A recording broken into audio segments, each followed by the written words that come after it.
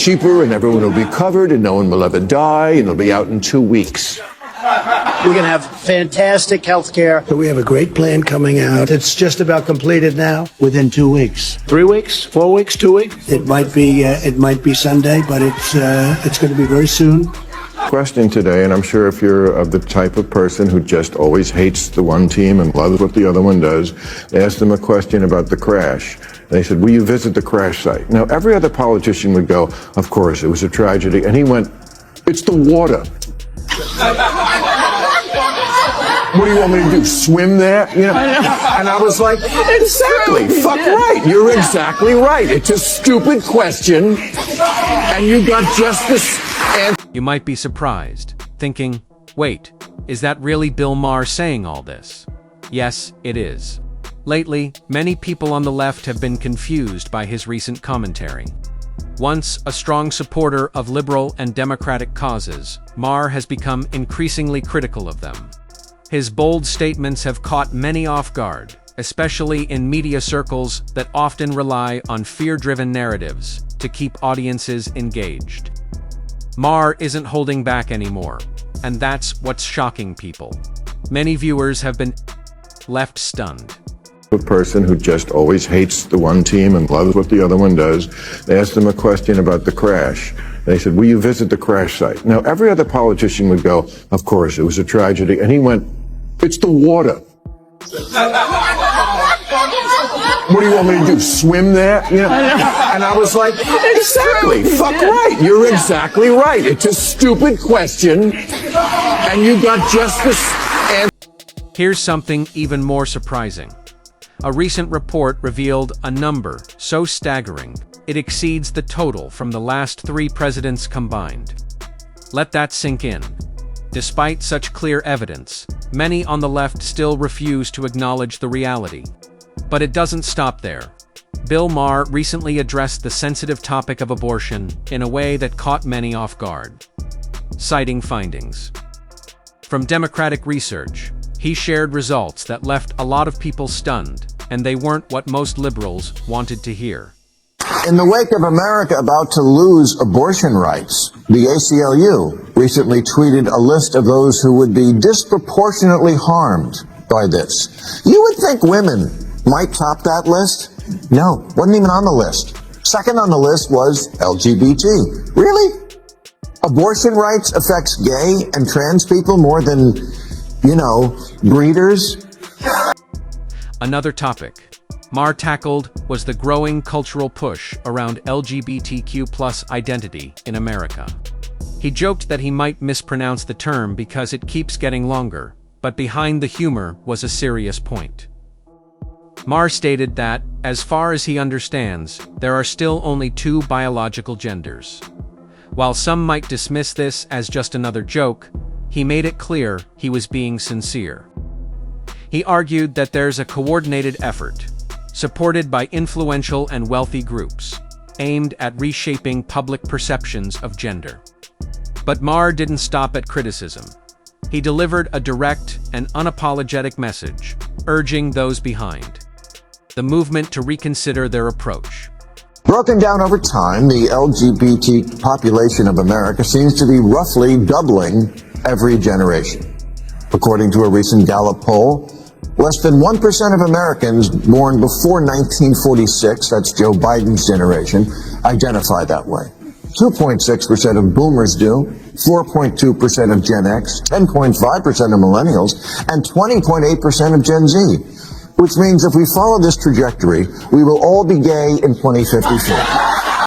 For years, Bill Maher stood firmly with the Democrats, backing their causes and messaging. But lately, he appears to be prioritizing plain common sense over party loyalty. His shift in perspective is prompting many former staunch supporters of the Democratic line to reconsider their own views.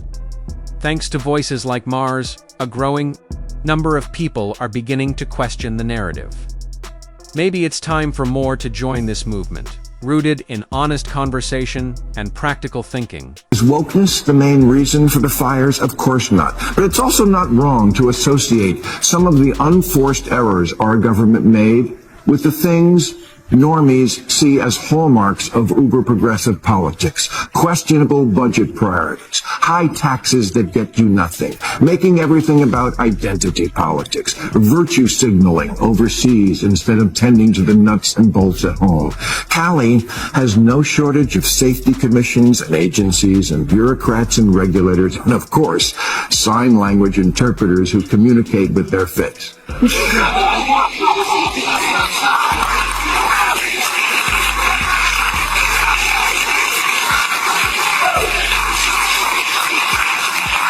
But common sense, we better get some of that back soon, because wildfires in California are like boob jobs in a strip club. Inevitable, and they're only going... In my opinion, Bill Maher's recent comments might be the smartest and most honest things he's ever said. But what's even more surprising is that he didn't stop there. Just days ago, Maher delivered what many are calling his most brutal truth yet. His latest statement was so direct and unfiltered that even those on the left couldn't ignore it. The reaction was one of genuine shock. Few expected someone like Maher to speak with such blunt clarity. Crowley's official bio says Chief Crowley leads a diverse department, creating, supporting, and promoting a culture that values diversity, inclusion, and equity while striving to meet and exceed the expectations of the communities. Well, you didn't exceed my expectations, which was that the whole city wouldn't burn down. But it's telling that diversity is mentioned twice before we get to while striving to meet expectations. Now, can you do two things at once? Yes. But it matters where your head is. Deputy Chief Kristen Larson said this. You want to see somebody that responds to your house, your emergency, whether it's a medical call or a fire call, that looks like you. Which would sound kind of racist if a Southern sheriff said it. Who teaches people this bullshit? No one cares what someone looks like when they're pulling you out of a burning house.